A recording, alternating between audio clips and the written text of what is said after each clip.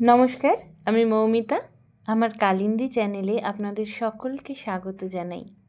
আমার গল্প পাঠ যদি আপনাদের ভালো লাগে তবে অবশ্যই আমার চ্যানেলটাকে সাবস্ক্রাইব করে দেবেন। আর যদি গল্পগুলো ভালো লাগে গল্পের নিচে লাইক করে বন্ধুদের সাথে শেয়ার করে দেবেন। সকলে ভালো থাকবেন, সুস্থ থাকবেন, ভালো ভালো গল্প পড়ুন, গল্প শুনুন, বই পড়ুন। আজকে আমি পড়ব মানিক বন্দ্যোপাধ্যায়ের একটি বিখ্যাত ছোট গল্প, শিল্পী। সকালে দাওয়ায় বসে মদন সারা গায়ে শীতের রোদের সেঁক খাচ্ছিল। হঠাৎ তার পায়ে খিঁচ ধরল ভীষণভাবে। একেবারে সাতটা দিন তাঁত না চালিয়ে হাতে পায়ে কোমরে পিঠে কেমন আড়ষ্ট মতো বেতো ব্যথা ধরেছিল। তাতে আবার গাঁটে গাঁটে ঝিলিক মারা কামড়ানি।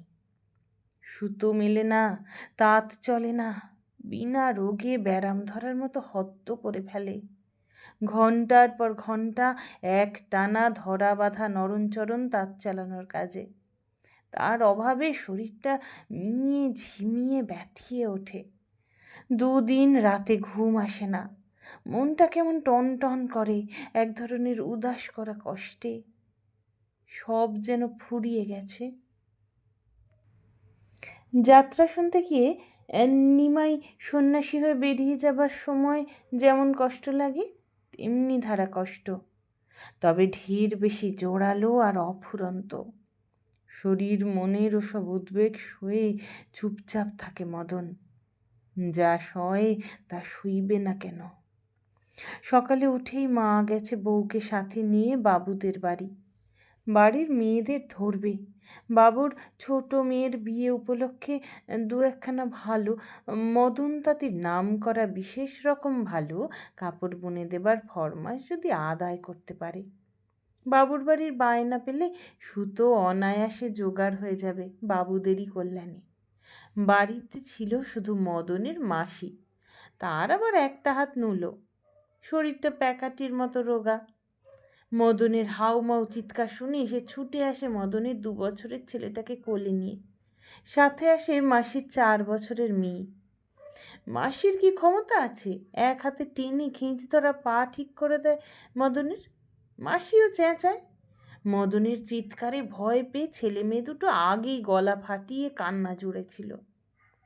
তখন রাস্তা থেকে ভুবন ঘোষাল এসে ব্যাপারটা বুঝেই গোড়ালির কাছে মদনের পা ধরে কয়েকটা হ্যাঁচকা টান দেয় আর উড়ুতে জোরে জোরে থাপড় মারে। যন্ত্রণাটা সামালের মধ্যে আসে মদনের। মুচড়ে মুচড়ে ভেঙে পড়ার বদলে বসে আসে পাটা। বাস আলেন মুখে শুষতে শুষতে মদন পায়ে হাত ঘষে। খড়িয়ে ওঠা ফাটা পায়ে হাতের কড়া তালুর ঘষার শব্দ হয় শোষের মতন। ভুবন পরামর্শ দেয়, উঠে হাঁটো দুপা, সেরে যাবে। মদন কথা কয় না। এতক্ষণে আশেপাশের বাড়ির কয়েকজন মেয়ে পুরুষ ছুটে এসে হাজির হয়েছে হুল্লোড় শুনে। শুধু উদি আসেনি, প্রায় লাগাও কুঁড়ে থেকে। কয়েকটা কলা গাছের মোটে ফারাক মদন আর উদির কুঁড়ের মধ্যে। ঘর থেকেই সে তাঁতিপাড়ার মেয়ে পুরুষের পিত্তি জ্বালানো মিষ্টি গলায় চেঁচাচ্ছে, কি হলো গো? বলি হলো কি? ভুবন রাস্তা থেকে উঠে এলেও এটা জানা কথাই যে উদির কুঁড়ের থেকেই সে ডোবা ঘুরে রাস্তা হয়ে এসেছে। উদি হয়তো তাড়া দিয়ে পাঠিয়েছে তাকে। 7 দিন তাঁত বন্ধ মদনের। বউটা তার 9 মাস পোয়াতি। না খেয়ে তার ঘরে পাছে কেউ মরে যায়, উদির এই ভাবনা হয়েছে। জানা গেছে কাল কিছু চাল আর ডাল সে চুপি চুপি দিয়েছে কাল মদনের বউকে। চুপি চুপি শুধিয়েছে মদনের মতি গতির কথা। সবার মতো মজুরি নিয়ে সাধারণ কাপড় বুনতে মন হয়েছে কিনা মদনের। কেঁদে উদিকে বলেছে মদনের বউ যে না, একঘেয়েমি তার কাটেনি। পাড়ার যারা ছুটে এসেছিল ভুবনকে এখানে দেখে মুখের ভাব তাদের স্পষ্টই বদলে যায়। ইতিমধ্যে পিসি পিঁড়ি এনে বসতে দিল ভুবনকে। বারবার সবাই তাকায় মদন আর ভুবনের দিকে, দু চোখে স্পষ্ট জিজ্ঞাসা নিয়ে। সেও কি শেষে ভুবনের ব্যবস্থা মেনে নিল? রাজি হলো প্রায় বেগার খাটা মজুরি নিয়ে সস্তা ধুতি শাড়ি গামছা বুনে দিতে। মদন অস্বস্তি বোধ করে, মুখের খোঁচা খোঁচা দাড়ি গোঁফ মুছে ফেলে হাতের চেটোতে। সবার নিঃশব্দ জিজ্ঞাসার জবাবেই যেন বুড়ো ভোলাকে শুনিয়ে সে বলে, পায়ে খিচ ধরলো হঠাৎ, সে যে কি যন্ত্রণা, বাপরে বাপ, একদম যেন মৃত্যু যন্ত্রণা, মরি আর কি। উনি এসে ছুটে এসে টেনে টুনে ঠিক করে দিলেন পাটা, বাসালেন মুখে। গগনতাতির বেঁটে মোটা বউ অদ্ভুত আওয়াজ করে বললে, অ কাছেই ছিলেন, তাই এলেন ভালো, তাই তো বলি মোরা। তাঁত না চালিয়ে গাটা ঠিক নেই, তাড়াতাড়ি বলে মদন। গগনতাঁতির বউয়ের মুখকে তার বড় ভয়। বৃন্দাবন দাঁড়িয়েছিল পিছনে অপরাধীর মতো, তার কোণেও মদনের ঘরের প্রায় লাগাও, উত্তরে একটা আম গাছের ওপাশে, যার দুপাশের ডালপালা দুজনের চালকে প্রায় ছোঁয়ে ছোঁয়ে। বুড়ো ভোলার চেয়ে বৃন্দাবনের বয়স অনেক কম, কিন্তু শরীর তার অনেক বেশি জরাজীর্ণ।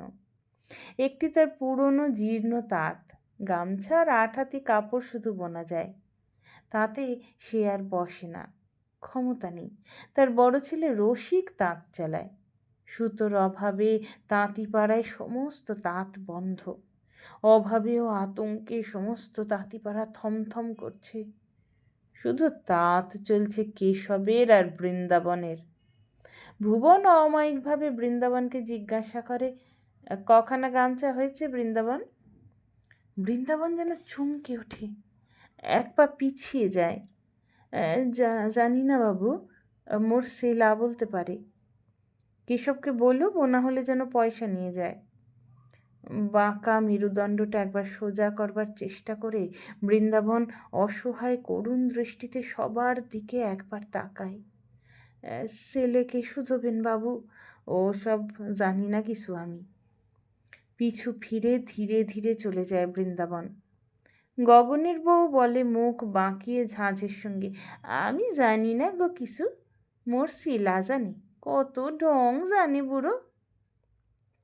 বুড়ো ভোলা বলে, আহা থাম না বুনুর মা, হতো কথায় কাজ কি, যন্ত্রণা গেছে না মদন, মোরা তবে যাই।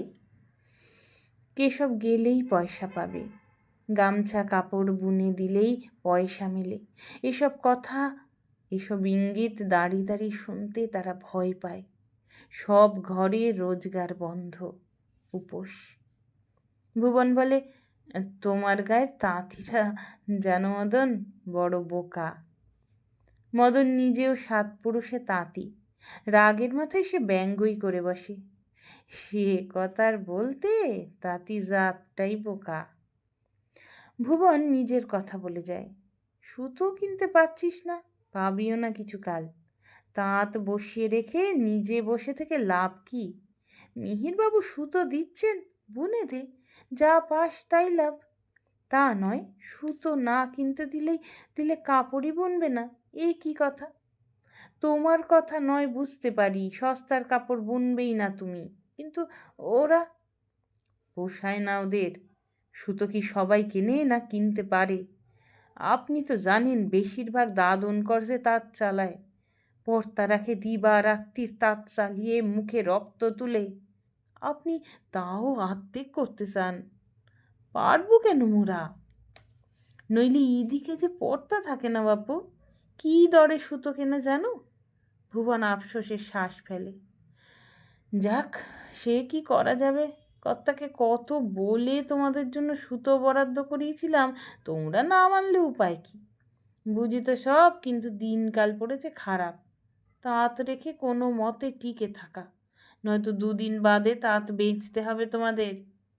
ভালো সময় যখন আসবে, সুতো মিলবে আবার, তখন মনে পড়বে এই ভুবন ঘোষালের কথা, বলে রাখছি, দেখো মিলিয়ে, তখন আফসোস করবে।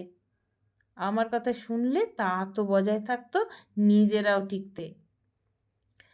তাঁত বাধা দিতে বেচতে হলে মিহিরবাবুর হয়ে ভুবনই কিনবে, সেই ভরসাতেই হয়তো গাঁট হয়ে বসে আছে লোকটা। কিন্তু সে পর্যন্ত কি গড়াবে? তার আগে হয়তো ভুবনের কাছে সুতো নিয়ে বুনতে শুরু করে দেবে তাঁতিরা। মাসি এসে ঘুরঘুর করে আশেপাশে। বামুনের ছেলে পায়ে হাত দিয়েছে মদনের। গড় হয়ে পায়ের ধুলো নিয়ে ভুবনকে যতক্ষণ না সে প্রণাম করছে, মাসির মনে স্বস্তি নেই। মদনের বুঝি খেয়াল হয়নি, ভুলে গেছে। মদনের পা দুটো টান হয়ে ভুবনের পিঁড়ির দিকে এগিয়ে গেলে মাসির আর ধৈর্য থাকে না। মদনের কানের কাছে মুখ নিয়ে প্রণামের কথাটা মনে করিয়ে দেয়। মদন একেবারে খিঁচড়ে ওঠে। মেয়েটার নিয়ে না করলে কেঁদে মরছে, মরগে না হেথা থেকে যেথা মরবি গিয়ে। ছেলে মেয়ে দুটোকে নিয়ে মাসি পালায়। মদনের মেজাজ চেনে মাসি। মেয়ে কাঁদছে বলে বকুনি মিছে, ওটা ছুতো। ছেলেপিলে কানের কাছে চেঁচালে মানুষের অশান্তি কেন হবে মাসি জানে না, মদনও বোঝে না। ছেলে মেয়েদের কান্না মদনের কানে লাগে না। তাদের ঠকঠকি, মেয়েদের বকাবকি, ঝিঝির ডাকের মতো মেজাজটাই বিগড়েছে মদনের। না করুক প্রণাম সে বামুনের ছেলেকে, মদনের ওপর মাসির বিশ্বাস খাঁটি। রামায়ণ সে পড়তে পারে সুর করে। তাঁতের কাজে বাপের নাম সে বজায় রেখেছে। সেরা জিনিস তৈরির বায়না পায় মদন তাঁতি। মদনের মার সাথে কচি বয়সে বাড়িতে এসে মাসি শুনেছিল বাবুদের বাপের আমলে বেনারসি বুনে দেবার বায়না পেয়েছিল মদনের বাপ। বিয়ের সময় জলের মতো ছিষ্টিছাড়া শাড়ি বুনে পরতে দিয়ে তার সঙ্গে যে মশকরা করেছিল মদনের বাপ, সে কথা কোনো দিন ভুলবে না মাসি। আজ আকাল, বায়না আসে না, সুতো মেলে না, তাঁত চলে না, তবু মদন ও চা কাপড় বোনে না। ওর জন্য কষ্ট হয় মাসির, ওর বাপের কথা ভেবে। মা বউ কেমন যেন ব্যবহার করে ওর সঙ্গে। মদনের বাপ যদি আজ বেঁচে থাকতো, মাসি ভাবে বেঁচে থাকলে 4.5 বেশি বয়স হতো তার। মাসি তা ভালো বোঝে না, শুধু শ্রীধরের চেয়ে সে বেশি বুড়ো হয়ে পড়তো ভাবতে মনটা মুষড়ে যায়।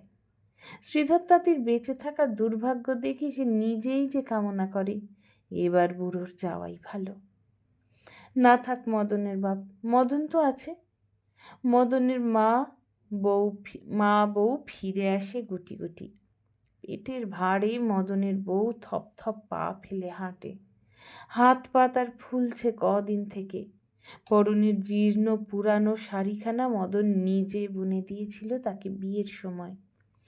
এখনো পাড়ের বৈচিত্র্য, মিহি বুননের কোমল খাপি উজ্জ্বলতা সব মিলে এমন সুন্দর আছে কাপড়খানা যে অতি বিশ্রীভাবে পরলেও রুক্ষ জট বাঁধা চুল, চোখলা ওঠা ফাটা চামড়া এসব চিহ্ন না থাকলে বাবুদের বাড়ির মেয়ে মনে করা যেত তাকে। মদনের মা বিড়বিড় করে বকতে বকতে আসছিল লাঠি ধরে কুঁজো হয়ে। ভুবনের সামনে সে কিছু না বললেই মদন খুশি হতো, কিন্তু বুড়ির সে কি কাণ্ডজ্ঞান আছে।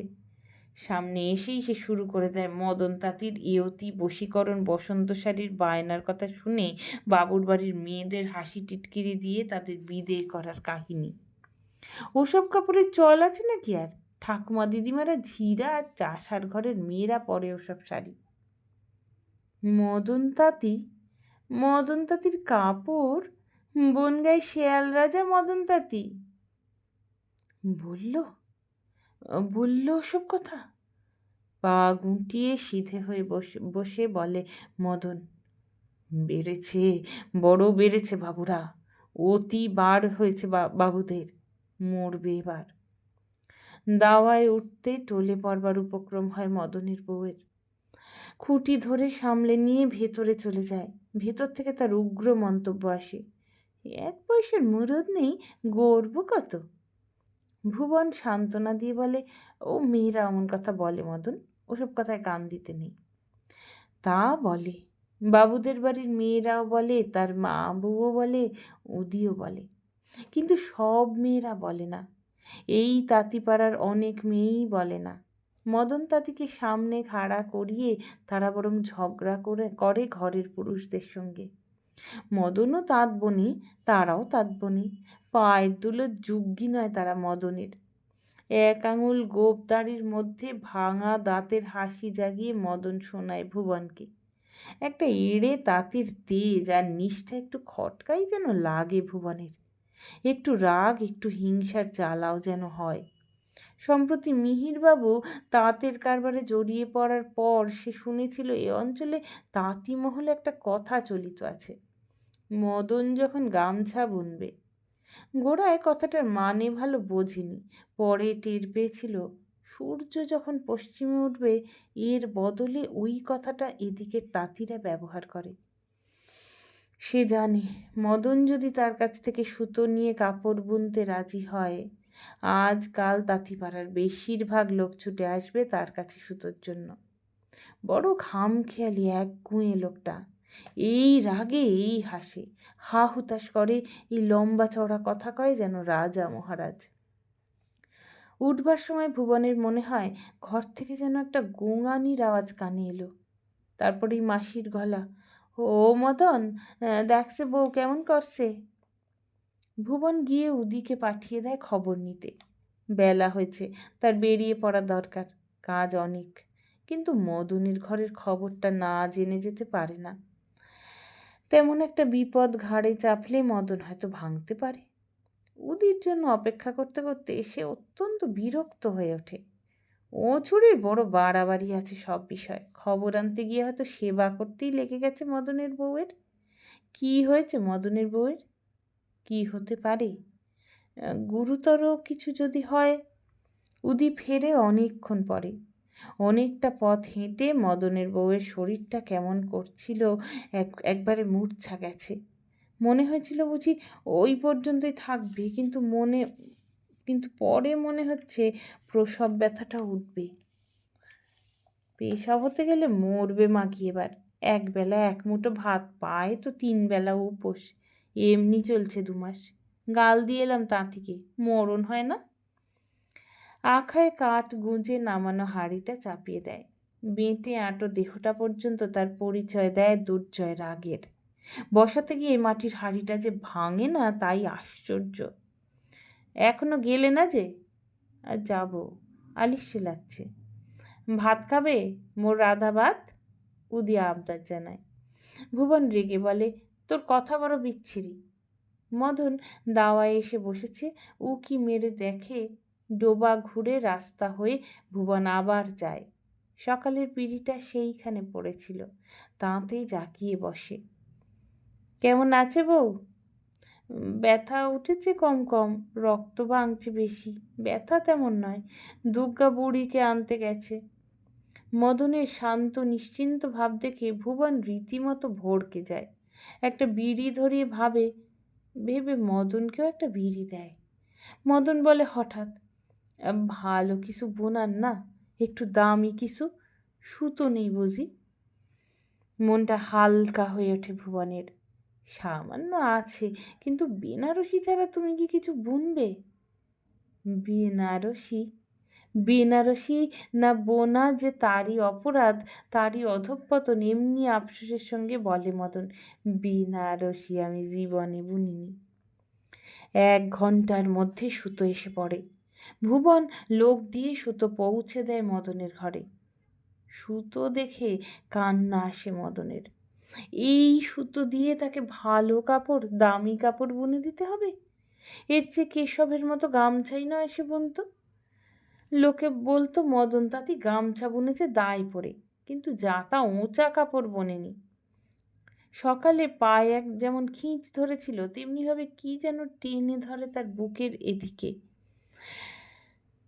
ট্যাকে গোজা দাদনের টাকা দুটো যেন ছ্যাঁকা দিতে থাকে চামড়ায়। কিন্তু এদিকে তাঁত না চালিয়ে চালিয়ে সর্বাঙ্গে আড়ষ্ট মতো ব্যথা। পেটে খিদেটা মরে যাচ্ছে বারবার।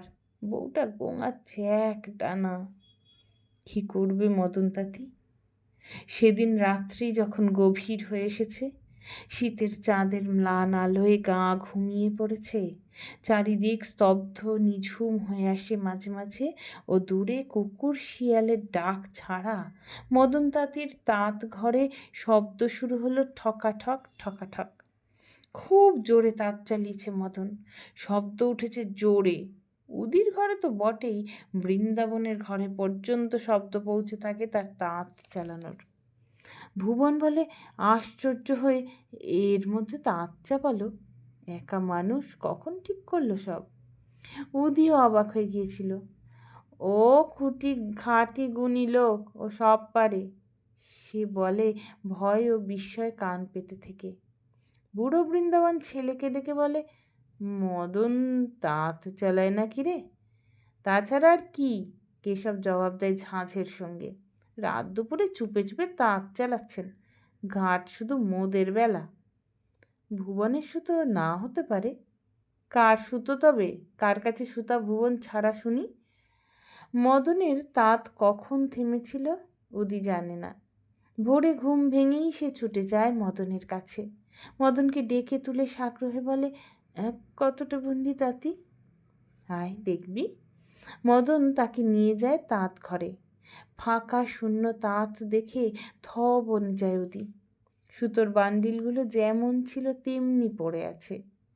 সুতো মদন উদির হাতে তুলে দেয়, টাকা দুটোও দেয়, বলে, নিয়ে যা, ফেরত দেগা ভুবন বাবুকে। বলিস মদন তাঁতি যেদিন গামছা বুনবে। একটু বেলা হতে তাঁতি পাড়ায় অর্ধেক মেয়ে পুরুষ দল বেঁধে মদনের ঘরের দাওয়ার সামনে এসে দাঁড়ায়। মুখ দেখলেই বোঝা যায় তাদের মনের অবস্থা। রোষে ক্ষোভে কারুর চোখে জল এসে পড়বার উপক্রম হয়েছে। গগন তাঁতির বউটা পর্যন্ত নির্বাক হয়ে গেছে। বুড়ো ভোলা শুধোয়, ভুবনের ঠের নাকি সুতো নিয়েছো মদন? তাঁত চালিয়েছো দুপুর রাতে চুপি চুপি? দেখে এসো তাঁত। তাঁত চালাওনি রাতে? চালিয়েছি, খালি তাঁত। তাঁত না চালিয়ে খিঁচ ধরলো পায়। রাতে তাই খালি তাঁত চালালাম এটুকু। ভুবনের সুতো নিয়ে তাঁত বুনবো। বেইমানি করব তোমাদের সাথে কথা দিয়ে? মদন তাঁতি যেদিন কথা খেলাপ করবে। মদন হঠাৎ থেমে যায়।